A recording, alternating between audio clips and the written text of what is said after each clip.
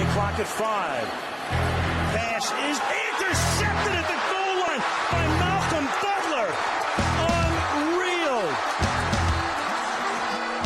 Amazing. Este é o podcast Patriotas, do site 10yardas.com.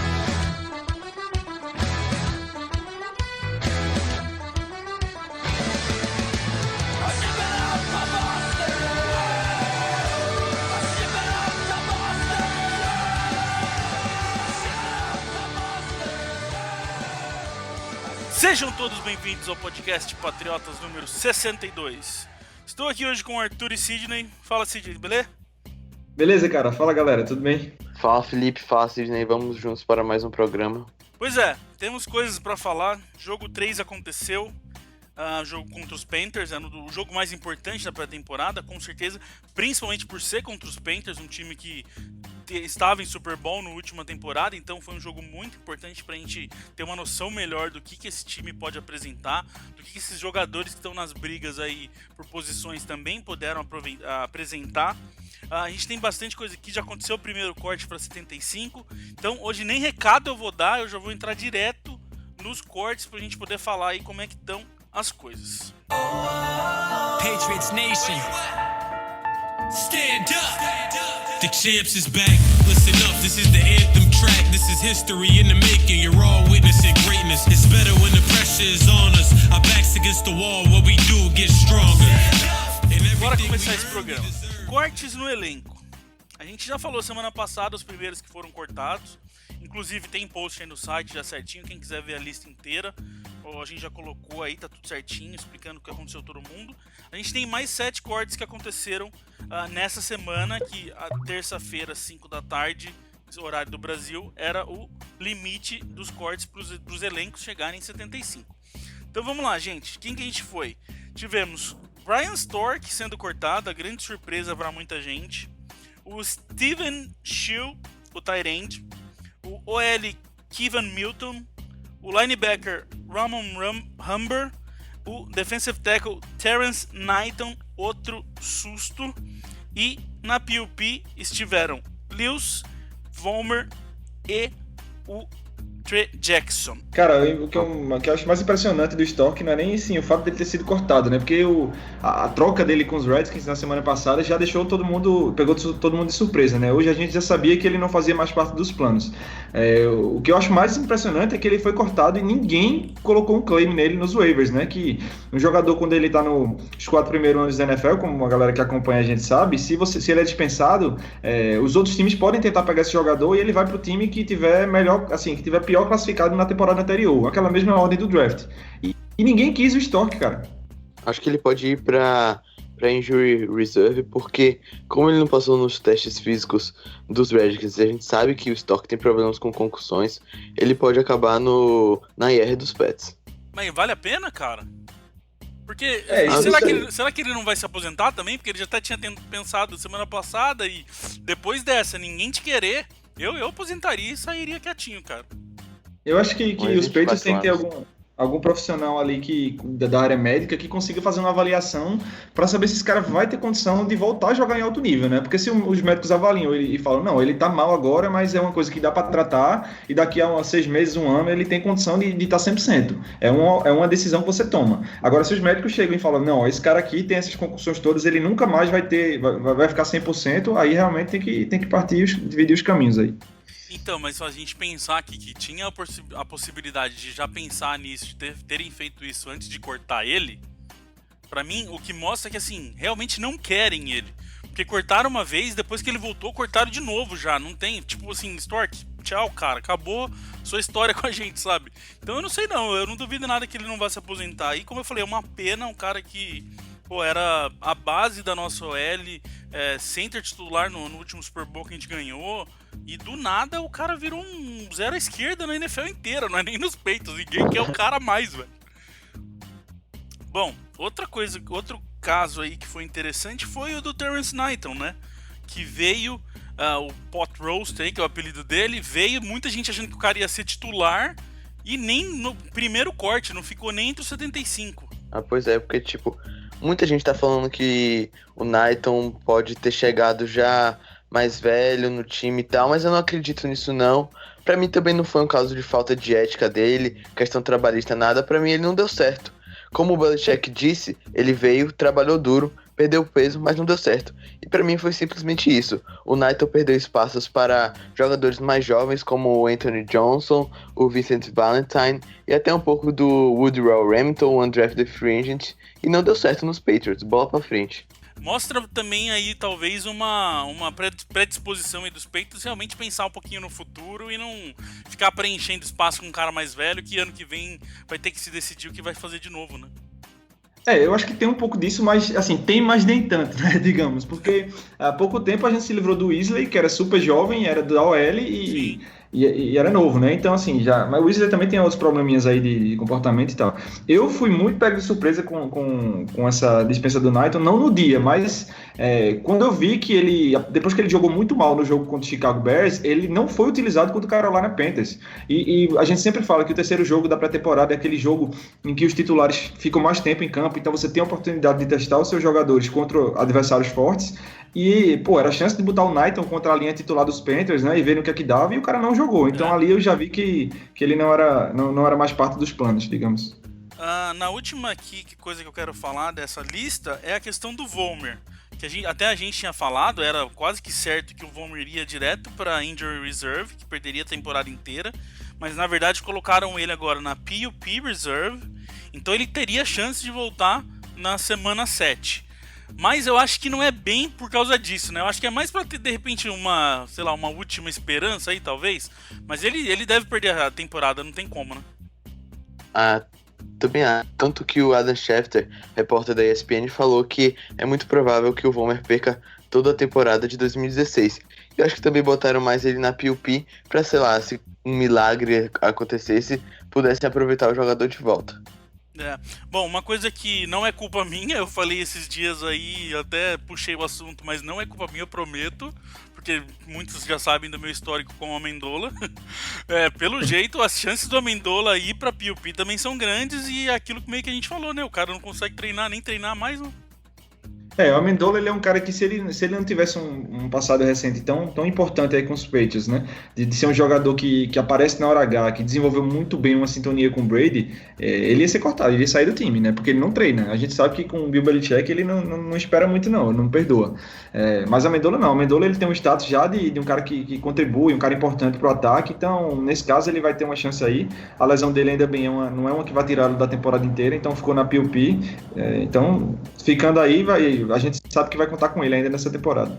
Lembrando que ainda não, essa questão do Amendola não é definitiva ainda, existem boatos fortes, podemos dizer assim, que o Amendola vá para PUP, mas isso até sábado que vão se decidir, eles ainda têm aí alguns dias para tomar essa decisão, mas pelo que parece, as chances são boas.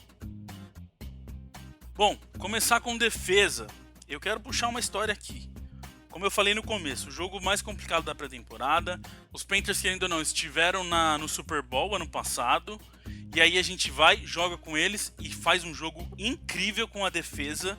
Cam Newton, 2 de 11, 13 jardas e 1 interceptação quando pressionado pela nossa defesa. A gente já vem puxando aqui, o Sidney já vem falando aqui, pelo menos uns 3 programas, nossa defesa pressionando esse ano promete e muito. Que jogo, hein? Cara, sensacional. Se você olhar direitinho, o ataque do Carolina ano passado jogou sem o Kelvin Benjamin, que é o principal wide receiver, e foi um ataque muito difícil separado, porque ele corre muito bem com a bola, os running backs são muito produtivos. O Cam Newton, se você bobear, ele consegue correr para 15 jardas fácil. Tem wide receivers bons, então assim, é muito difícil ser marcado. E a nossa defesa titular anulou completamente o ataque do Carolina Panthers. Foram 3 interceptações, só foi um sec, mas o que o Cam Newton apanhou, digamos assim, todo passe dele, toda tentativa de passe tinha pelo menos um jogador dos Patriots com a mão na camisa dele, então ele não teve sossego e nessa pressão ele não conseguiu fazer quase nada. Cara, teve uma jogada que o Newton correu, que, o Collins estava ali no meio, e, o Collins é um cara gigantesco, né? O Newton saiu, eu só vi o Collins indo buscar ele, assim, era numa 3ª para 9, eu acho. E, não foi 4ª para 1, porque o Collins chegou e pegou o Ken Newton. Assim, Os dois são atletas, mas a gente sabe o quanto o Ken Newton é rápido e ágil nessas corridas. E o Collins foi lá buscar o cara, meu. O Collins tá... Que jogador é o Collins, né? É chato a gente ficar aqui toda vez falando a mesma coisa, mas não tem como. Pois é, e sobre mais o Collins, ele foi graduado como o melhor outside linebacker pelo Pro Football Focus. Hoje eles soltaram no Twitter e o Collins estava lá como o melhor LB dessa pré-temporada, só mostrando o quão bom ele é. Entre esses linebackers também eu quero falar do Hightower, que é um cara que a gente não tá falando muito aqui. O Hightower, ele faz aquele jogo mais quietinho dele, que ele não é tão assim... Você não parece... Quando tá os dois juntos, normalmente o Collins parece que aparece mais do que o Hightower. Mas o Hightower tá jogando bem também. Acho que foi 1 de 1 só para 3 jardas. Isso foi ele só um passe em direção dele que foi completo para 3 jardas só. Assim... A gente tá focando mais também em jogadores que estão na briga de posições e tal, até por isso que a gente tá falando muito do Hightower.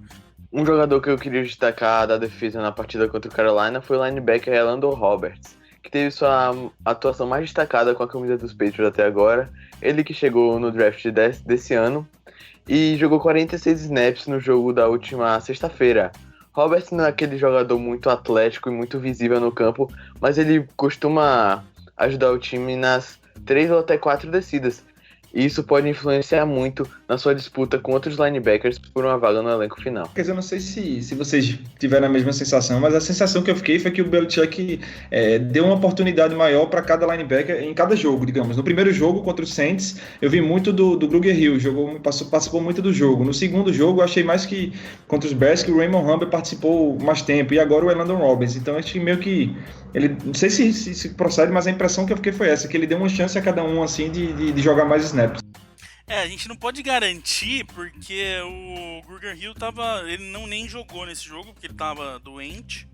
Então é difícil a gente garantir que se o Grugier Hill estivesse lá, se não teriam dividido. Às vezes, porque assim, entre os três, a gente sabe que o Humble foi cortado já, então ele já era peça fora. E o Grugier Hill tava doente, então não dá pra gente ter certeza que foi um pra cada um. Parece. Mas assim, é um cara que a gente nem começou a falar no começo, até training camp nem nada, mas tá tendo oportunidade e tá tendo uns jogos aí. Vamos ver.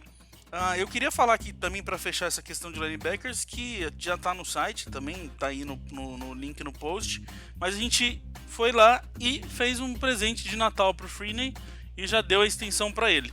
Eu fiz o meu post aí, até tentei fazer um post um pouquinho mais de torcedor, aí normalmente a gente não faz, mas meio que tentando explicar o porquê desse Freeney continuar nesse time, essa extensão de 2 anos. Então quem quiser dar uma lida no site.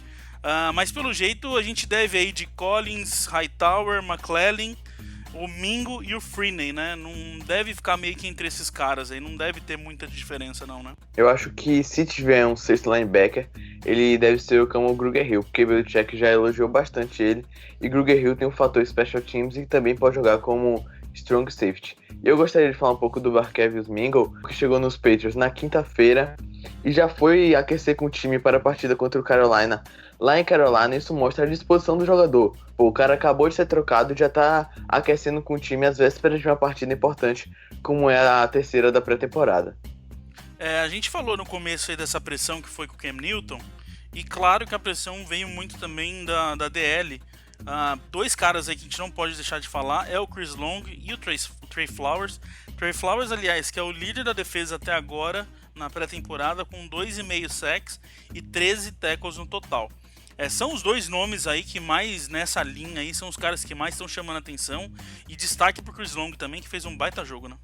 Cara, o Chris Long me surpreendeu. Eu achei que ele jogaria bem nos Patriots, mas eu não achei que ele conseguiria tanto destaque tão cedo, assim.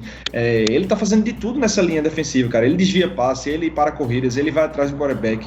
Ele não sei se ele tá querendo mostrar, assim, que quer ficar, que tá bem, mas, assim, dá a impressão que ele tem que ele tá com uma motivação extra, assim. Ele sempre dá um gás a mais em cada snap, em cada jogada. Então, estou muito satisfeito com ele, e a gente vai precisar muito dele agora nesse comecinho de temporada, que provavelmente o Ninkovich não vai estar 100%. Eu vi um cara falando que... Eu vi um repórter lá de St. Louis falando que é um cara que acompanhava ele, por ele estar nos Rams. Eu vi um cara falando que ele tá sentindo mesmo o Chris Long, tipo, mais animado, assim, mais disposto pro negócio. Ele falou até da forma que ele parece estar tweetando mais, assim, eu não sei porque eu não seguia muito a carreira dele antes, tô mais passando o que eu li do cara, assim, mais pra complementar o que você falou. Mas dá a impressão que, como ele teve esses problemas com lesão e tal, dá a impressão que ele tá se sentindo bem nos peitos, ele tá sentindo que é um momento bom pra ele de se reerguer de novo e ter uma temporada boa. E a gente só ganha com isso, se isso for verdade, né? Um outro cara aqui que eu quero falar dessa linha de defesa é o Grissom, que voltou a ter uma partida boa, 2 hits, 3 hurries, e pode ser um cara aí que nesses momentos de lesão, nos momentos de que vai precisar entrar alguém, que a defesa tá cansada, a gente tem um bom reserva aí com o Grissom, né? Eu também acho que o Grissom ele também pode atuar ali no interior na linha com uma função que o Dominic Easley fazia antes de sair dos Patriots. O Grissom é um jogador que foi draftado ano passado, como todos sabem, e na temporada de 2015 acabou atuando mais no Special Teams. Eu acredito que esse ano ele possa ter, não vou dizer uma atuação de 50 snaps por jogo, mas ele possa aparecer bem na equipe. Além do mais, que temos outros defensive ends que podem atuar bem, como o Trey Flowers, o próprio Chris Long. Eu acredito que o nosso setor está muito bem, vamos dizer assim, armado de defensive ends para essa temporada. A prova é esses números aí contra o Cam Newton. E impressionante como a linha defensiva, juntamente com a secundária, são os setores, acho que mais profundos, né? Que tem mais depth assim, no roster dos Patriots. Tem muito jogador bom, tem muito cara capaz de substituir a altura os titulares. Então, linha de defesa, principalmente, você precisa dos caras com gás total ali, né? Um drive longo eles cansam, então no próximo drive você coloca outro cara que vai manter o nível alto. Eu acho que essa defesa tá muito, muito certinha para esse ano. Tão certinha que a gente teve 3 interceptações vindo desses defensive backs. Foi o McCourty, o Ryan e o Harmon. Cara, Ryan que voltou de lesão, voltou a trabalhar melhor, já não parou de treinar com camisa vermelha e teve um belo do jogo para o Logan Ryan. Sem dúvidas. Que falta de Darrell Reeves a gente sente quando a gente tem Logan Ryan no time, né? O cara voltou de lesão e praticamente foi uma ilha na secundária. E Sidney, eu queria que você falasse também do Harmon, cara, que é um safety que muita gente não lembra dele, só que ele tem a melhor coisa pra se lembrar do nome dele. Ele faz interceptação, cara. Como esse rapaz pega a bola no fundo, hein? Incrível, cara. O Harmon é daqueles jogadores, como você falou, bem discretos, assim, não é um cara badalado, mas ele é muito bom. Ele dá liberdade ao McCourty para fazer outras funções. Eu lembro muito bem do jogo contra o Colts, nosso contra o Colts. Eu tô em dúvida agora se foi na temporada regular do ano passado ou foi nos playoffs do ano anterior, que a gente viu o Duron Harmon ficar na função do McCourty lá de free safety e o McCourty vir para mais próximo da linha para marcar o wide receiver. Então ele permite que você tenha essa versatilidade com o McCourty, mexa ele na defesa e, como você falou, sempre tá interceptando bolas. Tem umas até importantes, assim, como aquela daquele jogo contra o Ravens, né, na campanha do título nosso lá, que garantiu a vitória praticamente. Então, é muito bom jogador. E falando ainda da secundária, assim, eu acho que apesar de ter sido testado em outros lugares, o Bill Belichick está encontrando um lugarzinho do Cyrus Jones ali como slot corner, né? Porque a gente já sabe que o Ryan, que você falou, o Arthur também, muito bom, e o Butler são os titulares, e para não deixar o Cyrus de fora, ele tá jogando ali por dentro no slot, tá jogando bem, então acho que ele tá desafiando o Coleman aí por essa vaga de slot de corner titular. Não, sem dúvida, sem dúvida. E se você pegar aí, bom, a gente vem falando aqui, realmente é a briga mais legal aí dessa pré-temporada de se observar. Porque, aí, igual você falou, você tem aí o Cyrus que vem pegando essa vaga de slot, aí o Coleman tá virando um reserva, mas a gente tem também o Jonathan Jones, o LeBlanc e o Darryl Roberts.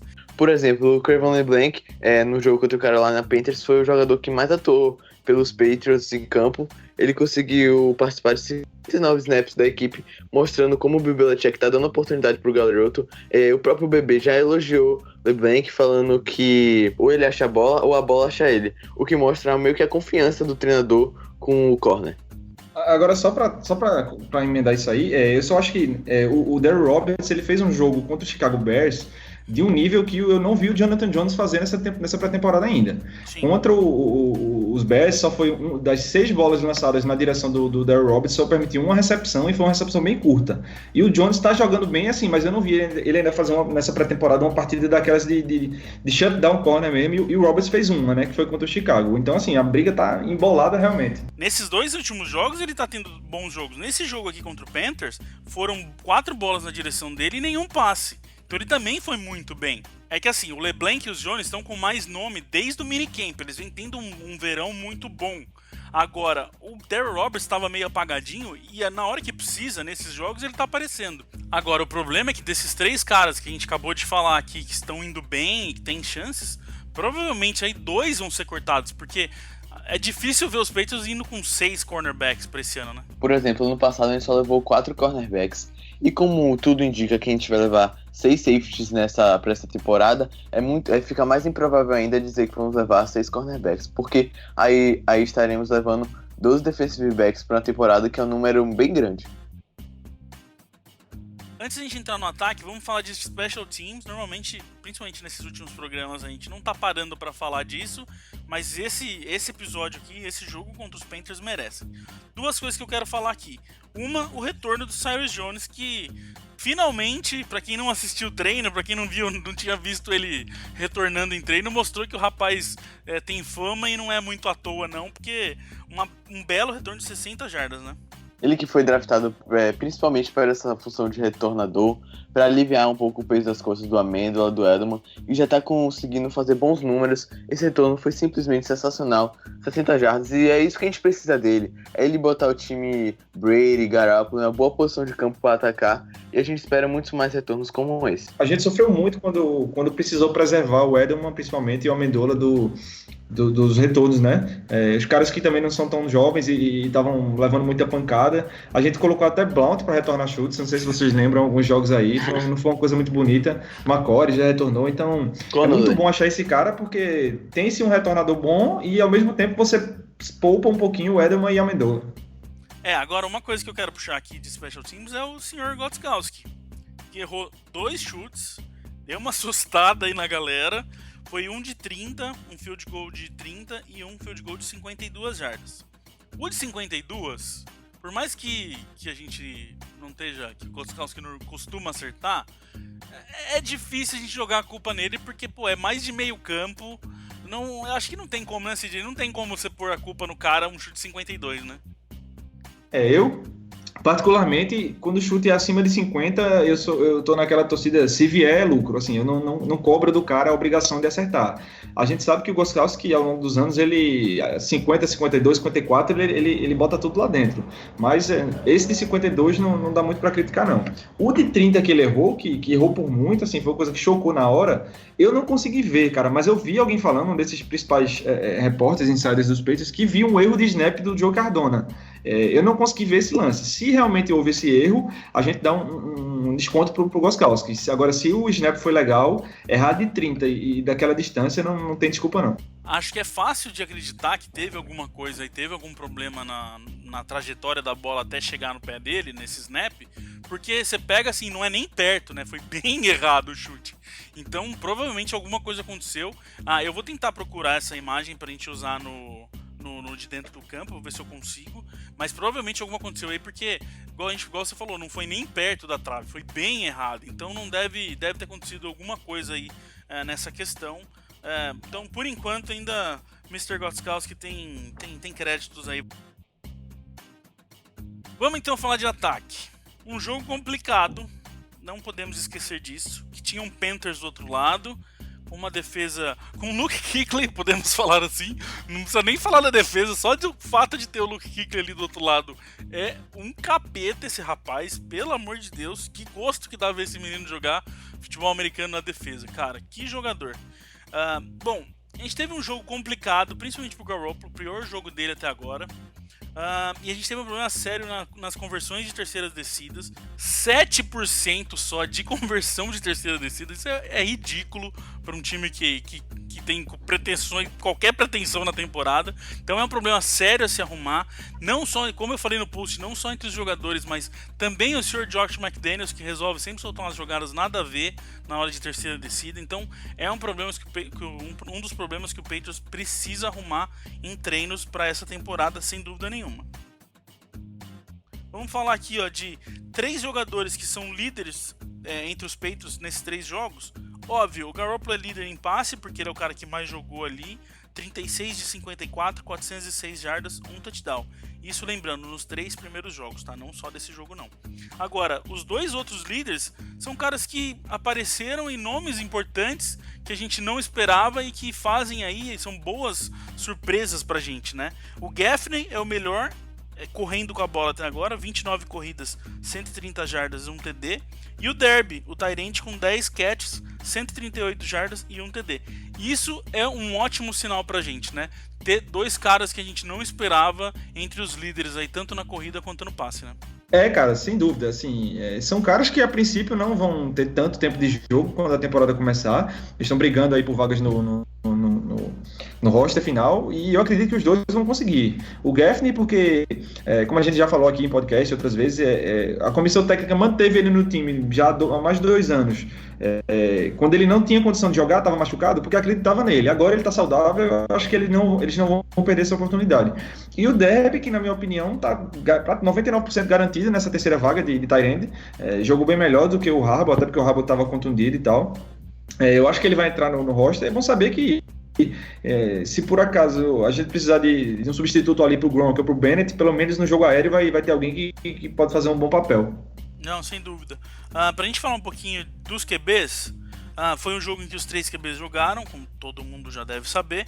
Garoppolo começou de titular, teve 9 de 15, 56 jardas só, como a gente disse, foi o jogo mais complicado dele. O Brady foi Brady, né? 3 de 9, 76 jardas, 1 TD. Ele entra, você vê a diferença na hora do que é um quarterback de elite e do que é um quarterback que está se desenvolvendo como o Garoppolo. Não precisa nem conhecer muito de futebol americano para você ver a diferença. E o Sr. Brissett, que fez um jogo bom, 9 de 9, 85 jardas e 1 TD. Eu já vou direto aqui nessa história, porque eu vi muita gente comentando isso, muita gente mandou pra gente, eu vi o pessoal comentando torcedores comentando entre eles aí, e eu já puxo a pergunta do Henrique Ferreira. Vamos lá. Sobre a atuação dos quarterbacks, acham que o Brissett pode jogar alguns snaps na temporada? E eu complemento a pergunta dele. Tem gente achando que o Brissett devia jogar no lugar do Garoppolo. Pra mim, não tenho a menor dúvida. O Brissett tem que ficar no banco de reservas, na sideline. E pra mim, não tem nem sequer essa opção dele jogar no lugar de Jimmy Garoppolo. Só se, Deus me livre de guarda, ocorrer alguma lesão com o nosso QB, hoje titular do time. O motivo é óbvio, Phil. Garoppolo já tá na equipe dos Patriots, vai fazer seu 3º ano. O Brissett tá chegando agora, conhece razoavelmente o playbook, ainda não sabe de tudo que Josh McDaniels tem preparado pra equipe. E Garoppolo já é um cara mais enturmado com os recebedores, os tight ends. E pra mim ele tem tudo pra ser o quarterback titular. E Brissett só vai entrar se Garoppolo machucar ou se for para ajoelhar a bola nos segundos finais. Sim, e tem outra coisa também, né? Então, isso que eu ia falar. O Arthur falando do Brissett é a mesma coisa de quando eu falo do Amendola. Não dá pra ter crédito, porque tem emoção aí na história. Todo mundo sabe que o Arthur não tiraria nenhuma foto com o Brissett se ele estivesse lá. Então, dê a sua opinião pra gente ter um pouquinho mais de embasamento também. Não, mas nesse caso eu acho que ele conseguiu se distanciar bem das emoções dele. Eu concordo com ele, o Brissett não tem que pisar em campo na temporada regular esse ano. Ele é um cara que foi draftado claramente, assim, todos os analistas, inclusive o Bill Parcells, que é o mentor intelectual dele, digamos assim, que ele é um cara para ser preparado para o futuro, ele não está pronto para jogar agora. A gente tem que relativizar esse 9 de 9 para 85 jardas, porque a defesa dos Panthers que o Brissett enfrentou não é a defesa dos Panthers que o Brady e o Garoppolo enfrentaram. Brady e Garoppolo jogaram contra a defesa titular dos Panthers, que é uma das melhores defesas da NFL, e ou contra caras que estão brigando para ficar no roster final. Então, não dá para você comparar, assim, focado apenas nos números, os dados dos quarterbacks. Exato, assim, é óbvio, ficou muito claro nesse jogo, até porque Garoppolo estava enfrentando uma defesa que jogou Super Bowl, eu vou repetir isso 10 mil vezes nesse programa, mas a gente tem que lembrar, tem que deixar muito claro isso. Ficou óbvio, coisa que a gente já vem falando, coisa que a gente falou desde o training camp, que o Garoppolo, quando é pressionado, ele sofre, não adianta, é um problema dele ainda. Ele tem problemas de ler defesa algumas vezes, quando ele se afoba ali, ele solta uns passes nada a ver, e foi muito claro nesse jogo, até porque, como eu comecei falando aqui da defesa, comecei falando aqui do ataque, tinha um Luke Kuechly ali do lado, que qualquer jogador que for jogar sabendo que tem um Luke Kuechly do outro lado, você fica preocupado, porque é provavelmente o melhor linebacker da NFL. Então ficou óbvio aí. Mas não se esqueçam, o Garoppolo estava jogando contra os Panthers. É um jogo que, com o Brady seria complicado, não seria fácil com o Brady. Então, assim, não levem esse jogo como, o Garoppolo não pode jogar, o Brissett é melhor que ele. Gente, calma, deixa o menino lá, deixa ele fazer os 4 jogos e vamos acreditar que ele consegue fazer coisa. Com certeza ele, na soma inteira, na hora que pôr aí os 4 jogos, tudo acontecendo, jogando fora, temporada de verdade, com certeza o Garoppolo tem bem mais condições de jogar agora do que o Brissett. Ô Felipe, e isso que você falou agora, que o Garoppolo é um cara que precisa ainda de corrigir alguns detalhes, né, assim, precisa de algumas correções por ser inexperiente, isso me traz uma ideia aqui, que é uma coisa que a gente falou no podcast passado, que eu discordei completamente da forma que o Belichick usou o Brady e o Garoppolo nesse jogo. A gente falou aqui semana passada que não tinha por que colocar o Brady para jogar, porque ele vai ficar de fora dos 4 primeiros jogos, ele só vai poder voltar à equipe na 5ª semana, lá em outubro, no meio de outubro, em que era o momento de dar mais snaps pro Garoppolo, né, para ele se desenvolver. Aí o Belichick, além de não contente em colocar o Brady em campo, ele fez uma divisão de snaps que ele botou o Garoppolo para jogar, depois tirou, botou o Brady e depois voltou o Garoppolo. Ou seja, isso dificulta até o cara entrar no ritmo do jogo. Assim, você coloca o seu quarterback, esfria o cara e coloca ele de novo. Então, achei bem sem sentido isso aí que ele fez. Para falar mais desse ataque inteiro, vamos falar dessa OL, que assim, uma coisa que eu achei importante, o David Andrews, que acabou de, querendo ou não, ele tá relacionado nessa história toda que tá acontecendo com o Stork, e de repente, querendo ou não, o cara é o escolhido ali para ser o center, por mais que ele já esteja enfrentando pressão desde o ano passado, de novo ele tá nessa situação de que ele é o cara que todo mundo tá olhando para ele, e ele vem jogando bem, ele parece ser um bom center, eu gosto muito, quando eu falo do Andrews é meio complicado porque eu gosto do jogador, mas eu acho que dá para confiar no Andrews sim, né? Concordo com você.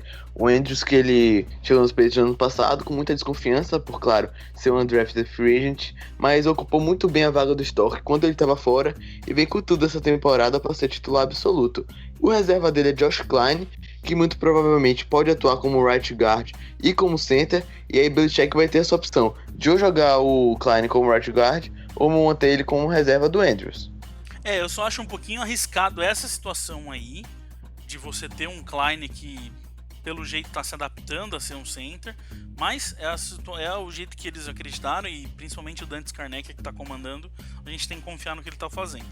Um cara que a gente adora meter o pau, mas que não teve um jogo mal, tá começando, talvez aí por não estar de lesão, tá começando a querer mostrar que ele pode mudar um pouquinho a opinião das pessoas, que a maioria da galera não gosta dele, é o Cannon. Não foi mal, pelo contrário, teve uma boa partida, né? Cara, eu acho que o Cannon fez uma boa pré-temporada no geral. Se você olhar, a gente não sofreu tanta pressão pelo lado dele. E como você falou, um fator que eu acho que é essencial aí é o fato dele estar saudável, né? Aqueles maus jogos do Cannon, principalmente ano passado, ele sempre estava lidando com alguma lesãozinha ali ou outra. Não querendo desculpar nada, porque realmente ele foi mal, mas nessa pré-temporada ele está sendo um right tackle bem sólido, né? Não sei quando a gente enfrentar esses front sevens que vem por aí, logo nas primeiras semanas a gente vai pegar o Cardinals, os Texans e Miami Dolphins, são front sevens muito fortes no pass rush. A gente vai ver que ele vai ser jogado no fogo aí para se provar. Eu acho que assim, a gente olhando aí nos jogos, a impressão, até falei agora há pouco, a impressão que a gente tá tendo é que a pressão, deixa eu falar de novo para ficar claro, é que tá vindo muito mais na esquerda. Igual eu falei, o Solder tá entregando muito mais do que o Cannon, parece. Pelo menos é o que a gente tá sentindo aí na hora que a gente olha. Vamos ver com essas defesas aí o que vai acontecer, mas quem sabe é o ano do Cannon aparecer. Imagina, cara, se o Cannon joga bem esse ano. Cala a boca de tanta gente, rapaz. Cannon e Freeney jogando bem, imagina. Pra gente falar aqui, a gente falou um pouquinho do Gaffney sendo o melhor running back nessa pré-temporada. E, de novo, 9 carries para ele. Tá conseguindo ali, igual o Sidney falou na hora que a gente falou do Gaffney. Não é à toa, né, Sidney, que deixaram esse cara 2 anos ali, acreditaram nele, que ele ia se recuperar e que ele poderia ter a chance dele. E ele tá mostrando que realmente ele só precisava ficar saudável, né? Exatamente, é quase que matemática essa equação aí, né?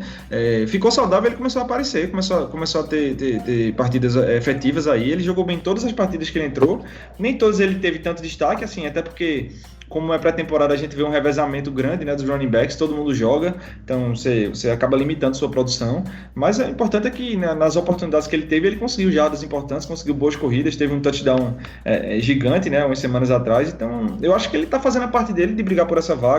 Eu acho que tirando o Blount, a gente não tem um cara um power back, digamos assim, um cara de força para correr ali pelo meio, a gente tem o White, que é um cara mais para receber passes e tal, fazer screens, então acho que o Gaffney deve ficar com o Blount aí para carregar o piano. E assim, o que tá sendo bom pra ele é que além dele tá tendo uma boa pré-temporada, tanto o White quanto o Bolden não estão tendo boas pré-temporadas. Os jogos deles não estão sendo jogos que você olha e fala assim, pô, esses caras servem pra ser os nossos running backs. O Bolden, por exemplo, não carregou a bola nenhuma vez nesse jogo. Isso me deixou muito cabreiro, cara. A gente falou já no 53 que a gente não colocaria o Bolden, e eu não acho difícil mesmo, porque ele não teve nenhuma oportunidade esse ano. E uma coisa, o Bolden sempre foi um cara que ficou ali pelo Special Teams, só que esse ano a gente tá cheio de cara bom. Tem Gruger Hill que tá sendo usado como gunner, o próprio LeBlanc tá entrando lá algumas vezes. Então assim, eu não sei não, cara, eu acho que o Bolden se bobear, o Bolden corta mesmo. A gente não tá tão maluco não quando a gente fala que o Bolden não vai ficar nesses 53 finais. E, como eu tava dizendo, tá sobrando pro Gaffney aparecer mesmo. Ele e o Blount ali, que é os dois caras que realmente estão conseguindo correr. Blount, que quero puxar aqui, ó, eu tenho o número aqui, 5,2 jardas de média nesse último jogo.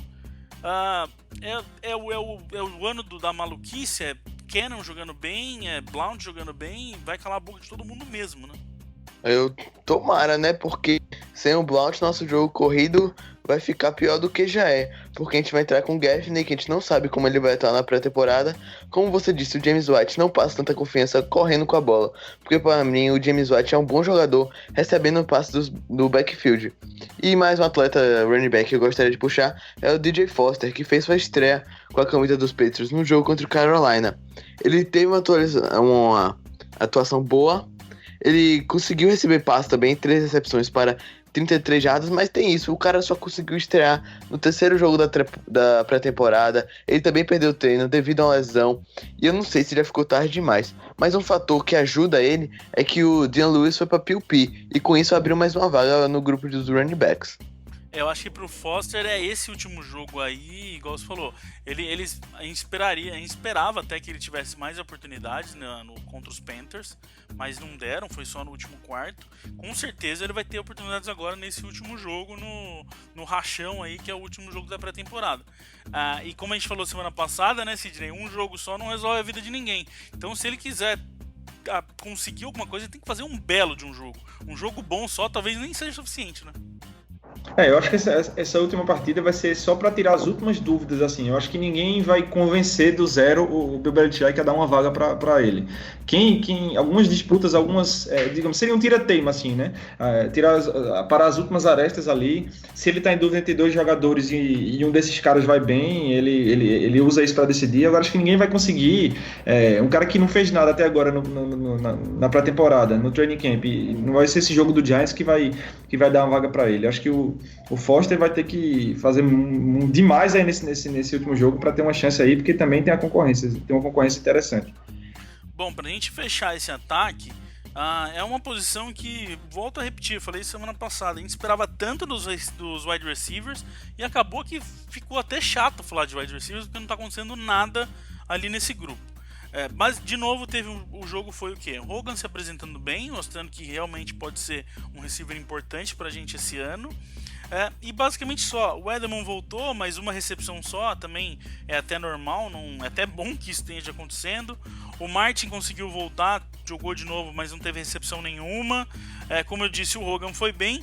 E a grande questão aí, o único cara que a gente pode falar aí é o Sr. Dobson, que De novo, gente, terceiro ano que acontece isso, que ele treina bem e chega na hora da pré-temporada ele não consegue jogar. É frustrante o Dobson.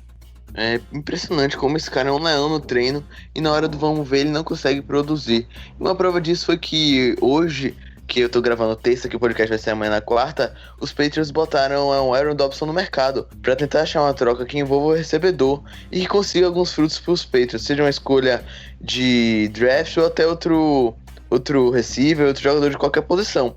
Isso prova que o Aaron Dobson tá em posição decadente no elenco. Ele deve ser cortado aí nos 53 na hora dos últimos cortes. E pra mim é isso, pro Aaron Dobson. É o fim da linha dele com a camisa do New England Patriots. Acho que eles têm que fazer o seguinte, eles têm que pegar e fazer, sabe aqueles vídeos? Faz um vídeo só de treino do Dobson.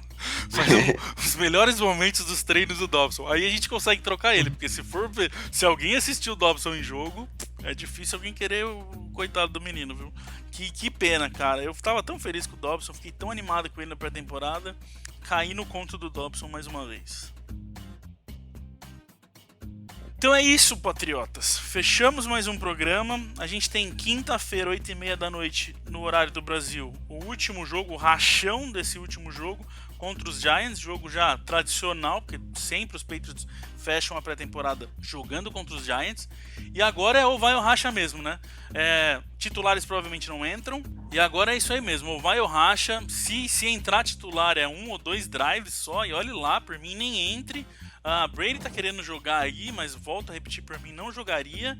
E agora é a galera aí que realmente tá na última da última chance, né? Tentar alguma última coisa aí pra conseguir uma vaguinha. Como eu falei no último bloco aí, na verdade é pra tirar algumas últimas dúvidas. Eu não acredito que alguém que tá sumido assim, vai chegar agora e detonar contra o Giants, que também provavelmente os Giants não vão colocar os titulares e vai ultrapassar todo mundo. Assim, são as últimas decisões ali, a quinta vaga de cornerback, se vai a sexta ou não, se leva 6 safeties e quem é o sexto. Então, algumas decisões assim. Eu espero que realmente os titulares não joguem, porque uma semana depois a gente estreia. E no máximo, assim, se for para botar para jogar, bota o Garoppolo, porque por mim, quanto mais snaps ele tiver para ter ritmo de jogo, melhor. Patriots Nation, stand up. The champs is back. Listen up, this is the anthem track. This is history in the making. You're all witnessing greatness. It's better when the pressure is on us. Our backs against the wall. What we do gets stronger. And everything we earn, we deserve. Vamos ficando por aqui. Obrigado, Sidney. Obrigado, Arthur. A gente se encontra semana que vem para saber já quem que são os 53 finais desse Patriots que vai atrás do Super Bowl. Abraço. Abraço, pessoal. Até mais. Abraço, Sidney. Abraço, Felipe. Até a próxima.